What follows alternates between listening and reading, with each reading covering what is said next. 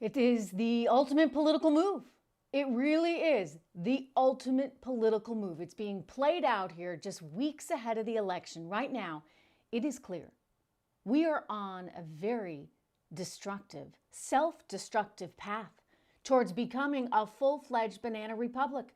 Hello, everyone. I'm Trish Regan. This is the Trish Regan Show. Speaker of the House Nancy Pelosi introducing legislation to create a commission to evaluate President Trump for removal from office under the 25th Amendment of the U.S. Constitution. Yes, you heard that correctly, everyone. The 25th Amendment.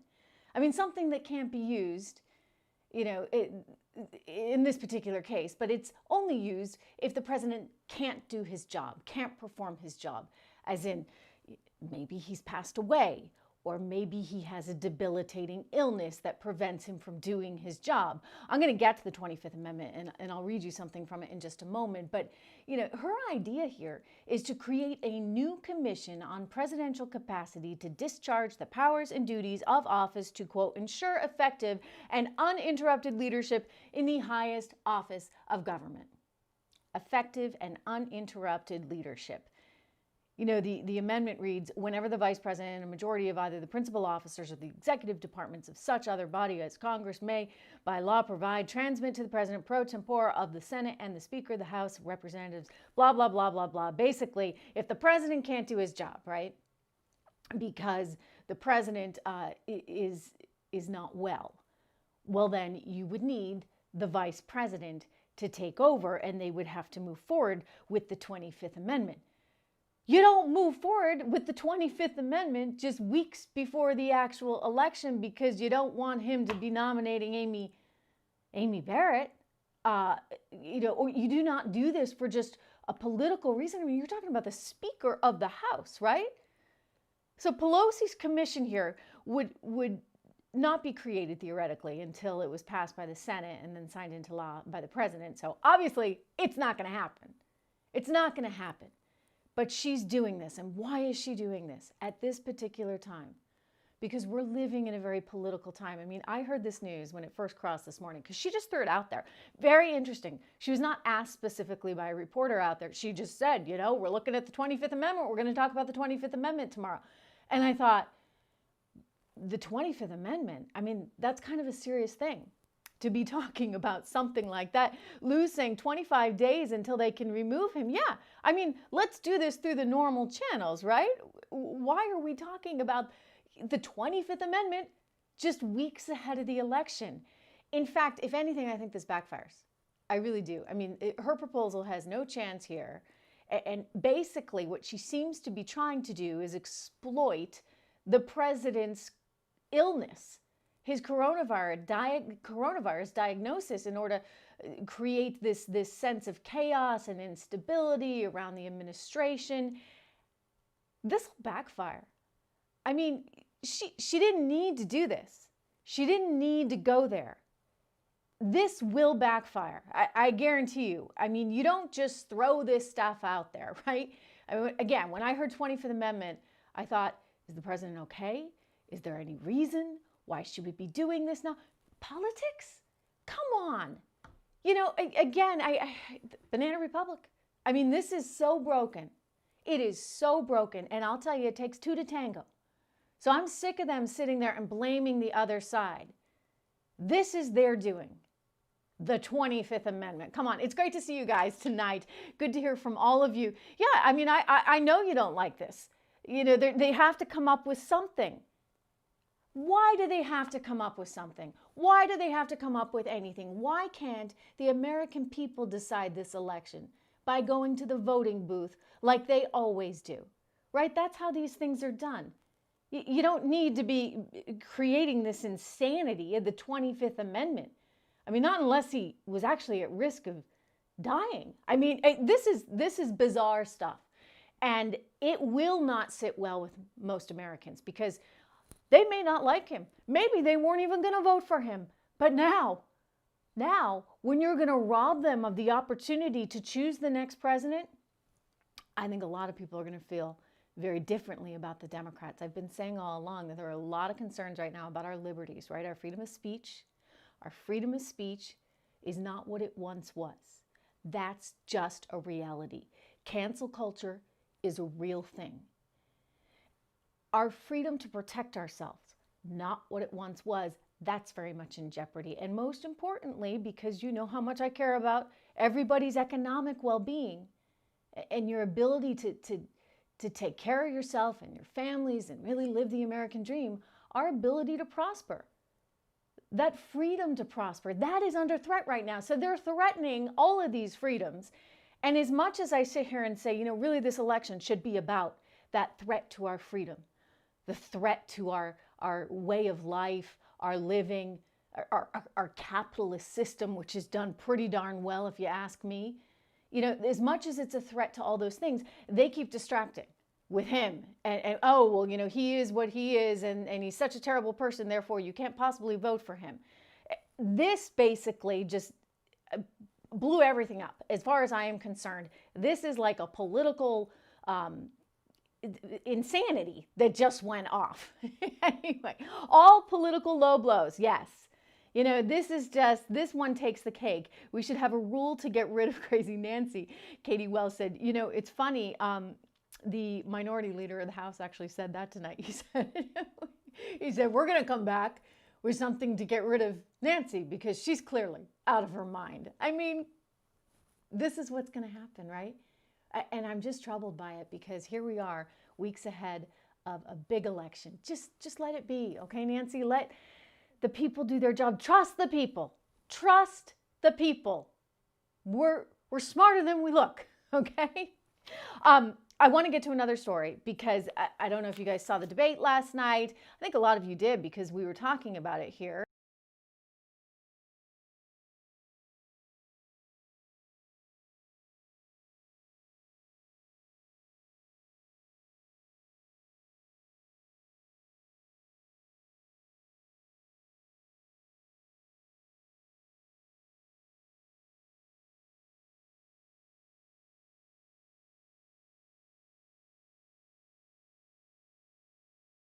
To me that they are not on record. They are not on record saying what they actually plan to do, other than they won't answer the question of whether or not they're going to pack the court.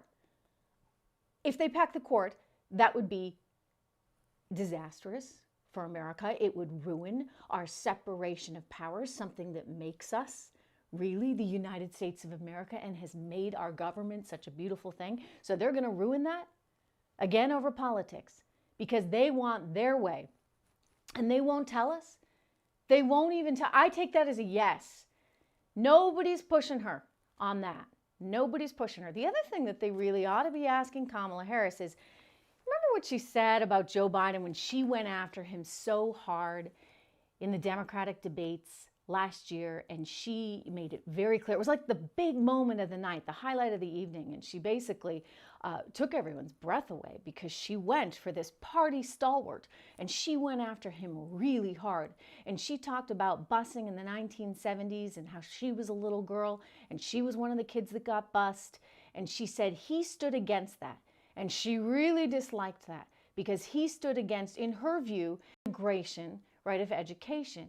And so she found it very troubling, and she really just socked it to him. I mean, she went straight for the jugular, okay? He didn't know what to do. And she just kept going. I mean, I could have explained it to him. I'm like, wait a second, Biden, it's that you were concerned about states' rights. But he apparently couldn't articulate that at the moment. And then she dug in even deeper and pointed out that he had some very strong friendships and campaigns with segregationists. So I want to know, if she was that bothered by it, how come she's not bothered now? I mean, has he changed? Has he talked to her about this? Nobody's asked her this. You know, that's a really big question. I mean, if she was so uncomfortable with him and didn't think that he really stood up for Black Americans and was just sort of, you know, talking the talk, so to speak, but not actually following through, then why is she on the ticket? The other question I have for her is, don't forget, you know, she made such a point in these debates of saying, I believe the women. I believe that they felt very bothered by you with inappropriate touching. So if she believes the women, why is she running with him? politics. She's just that ambitious, I guess. In some ways, I think she's miscast because she would probably be better at the top of the ticket, but they just couldn't get her there. So this is the next best case scenario. And by the way, why is he picking her? I mean, this is the woman that just humiliated you on stage in front of your entire party, and you want her? You really think you're going to trust her? That's a fair question for him. But nobody's pushing on these things. They just keep giving them passes. And we're going to see more of that. Well, maybe we won't see more of that because it seems as though the president is digging in his heels. He's not interested in debating virtually. He wants an in-person event. And if they can't pull that off, he's out. He'll go do a rally, he says, instead. What do you guys think of that? I kind of wanted to see him debate again. I think it's kind of important. You know, the first outing, for goodness sakes, he was coming down with coronavirus, it seems.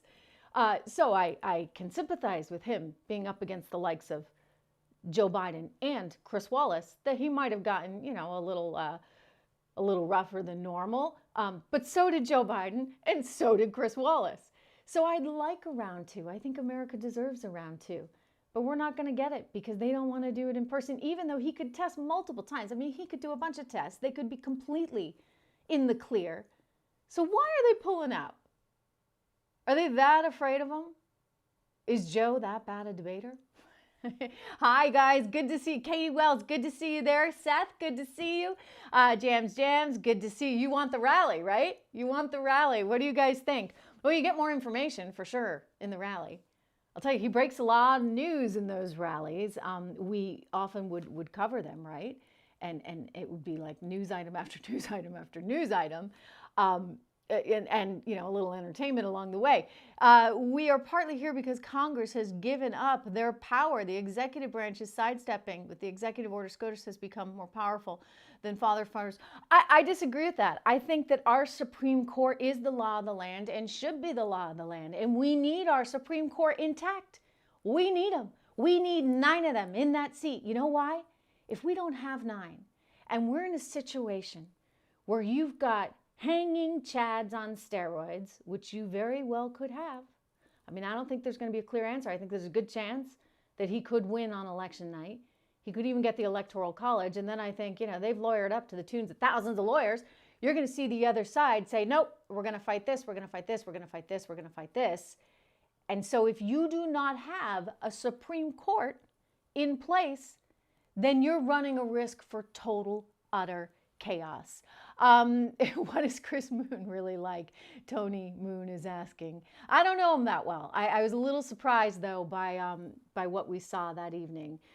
Frankly, I think that you know, part of your job as an anchor person or as a moderator, and I've moderated a couple of these things, Republican presidential debates, is you don't really want to show your hand, right?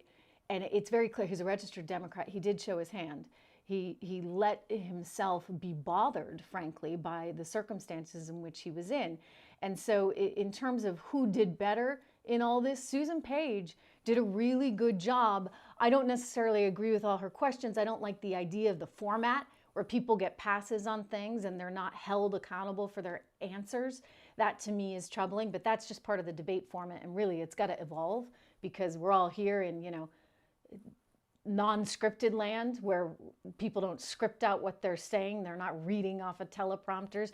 And, you know, for the anchors to go to their questions that are pre-scripted as opposed to having a dialogue that actually breathes and thus a real debate, I think it's just a very stale format. And don't forget, I mean, that is the format from which he comes, given that, you know, he's of another generation as far as news goes. And so, you know, he probably had all his questions there. He wanted to get from topic to topic, and he was getting a little bit annoyed when they couldn't get to the next topic.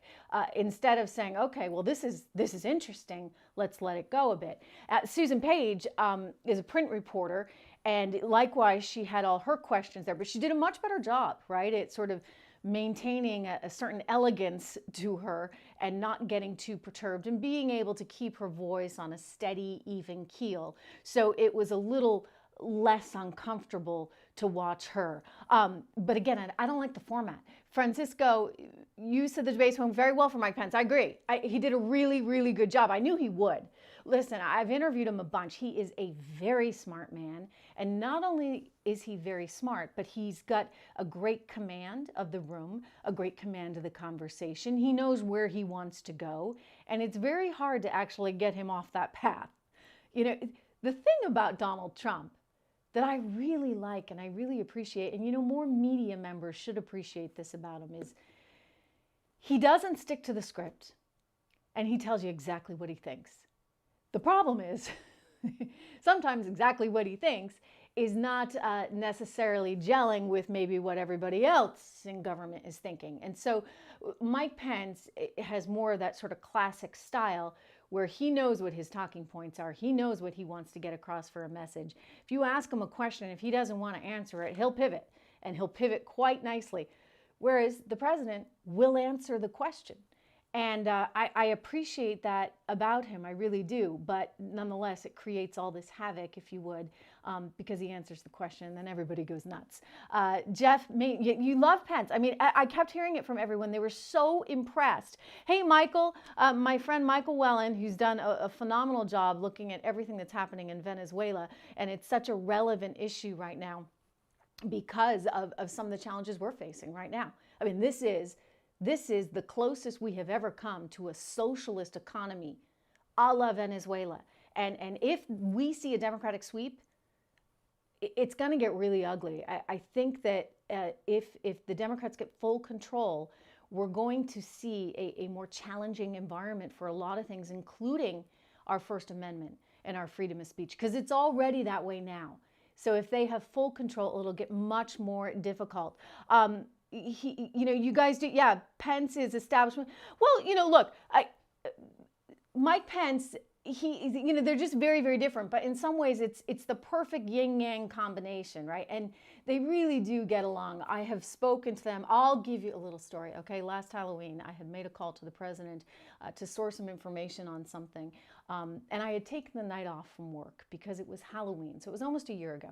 And I had taken my children out trick-or-treating in the neighborhood. And all of a sudden, my cell phone rings, and it's the White House. And he's returning my call on a particular story I must have called that morning. And so he got around to returning the call while I'm in the middle of trick-or-treat with my 3 children and some neighborhood kids. And I took the call, and it was the president and the vice president, both on the line. They were in a conference room, and we had an interesting chat. And I was struck by sort of the camaraderie there when Mike Pence walked into the room, and the president said, "Hey, Trish, say hi to Mike." And they seem to really get along in a very real way. The other thing I'd say is that the vice president had told me repeatedly how supportive the president was of his work that he was trying to do to help bring a more free society to Venezuela. And this was something that the Vice President Pence was very passionate about. So I say that somebody's saying he's all establishment. He's more establishment type, but in some ways you kind of need that. And they had a very good, and do have a very good friendship and a good working relationship. So that's good. Hello, Jake. I like the Irish, is it a clover or shamrock? I like the Irish thing. Well, you're talking to an Irish girl here. It's good to see you all tonight. I wanted to just address the debate. I also want to address the tax issue that's so important right now. When you look at what they're talking about, increasing taxes from 21 to 28%, none of this is good for us. None of this is good for our economy. And I am impressed. You got to be impressed, right, with our economy right now. Look, I know it's hard. But the Atlanta Fed is predicting 33% growth this quarter. 33% growth. They're talking about even lower unemployment. We're at 7.4%. Nobody thought we'd even be near there by the end of the year. And you've got the jobless rate, jobless claims recently falling under 1 million. I mean, there's a lot of good signs out there. Green shoots, as we like to call them. A lot of green shoots. The problem is if you change course, and you say, forget about this, we're going to go tax, tax, tax, tax, tax, regulation, regulation, regulation, then you are not going to see our economy bounce back. And guess why I know this? I mean, other than all my economic studies, I know this because I watched it happen during Obama and Biden. Okay, Biden tried this once before. We were coming out of that miserable '08 recession, the Great Recession. And they tried to fix the economy, but they had no ideas. All they could come up with was more taxes and more regulation. Well, what did that do? That just slowed the recovery process down significantly. And so for 8 years, we sat there twiddling our thumbs while we got less than 2% annualized growth. Not good enough. Okay? Joe Biden, Barack Obama, not good enough.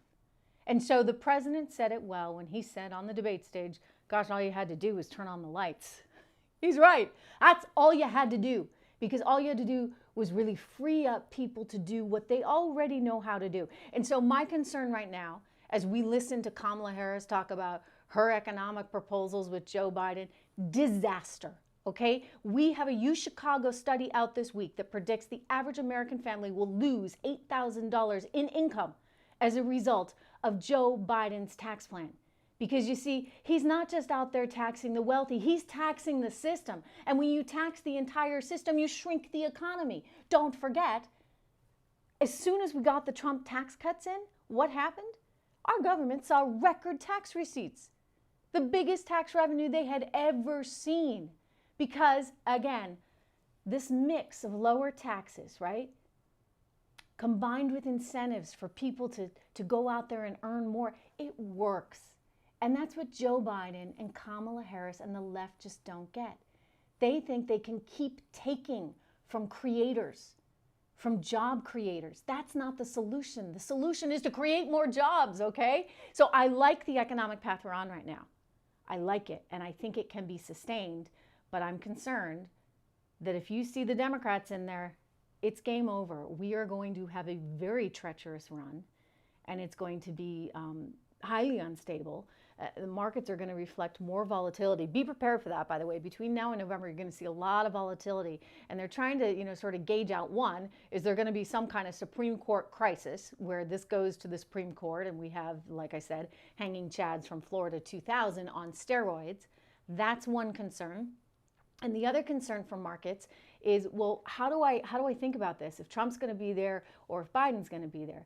I mean, if Biden's going to be there, then you want to be in alternative energy companies. You want to be in, different sectors than you would be, say, if Trump were there. I mean, financials could be challenging, right, under Biden, because there'll be more regulation. Heck, you could have Elizabeth Warren in there as your Treasury Secretary, okay? So watch out, big banks, if that happens.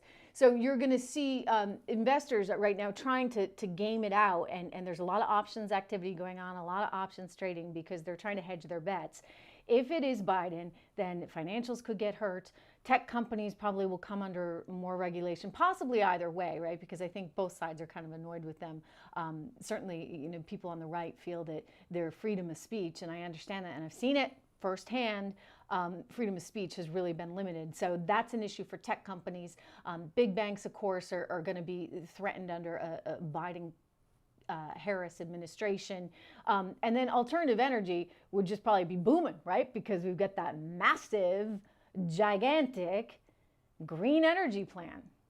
So that's perhaps what you should be thinking about in the coming days.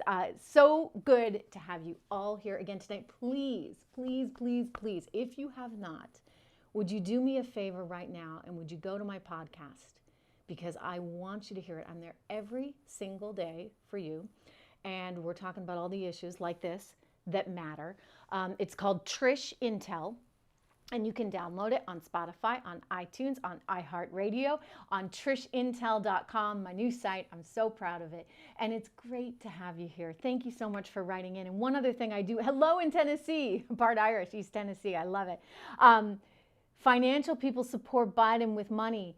Yes, you're right, JS. I mean, it's really amazing. It's like they feel so guilty because they've made so much money. They want to just, but part of it too is that he's protecting a lot of their interests. A lot of people in finance have, maybe interests overseas in China, et cetera. And so there's a lot of components. Maybe we can talk about that tomorrow night, or I'll talk about it on the podcast. So again, please go and download that. It's wonderful to hear from all of you. And again, I just want to say, if you've written in and I haven't read out your comment, do know that I go back and I read all of these. So I love to see so many familiar faces here tonight. I know who my true fans are. I really do. And it's you guys. Hello in Texas. Hello to Jeff. Thank you so much, everyone.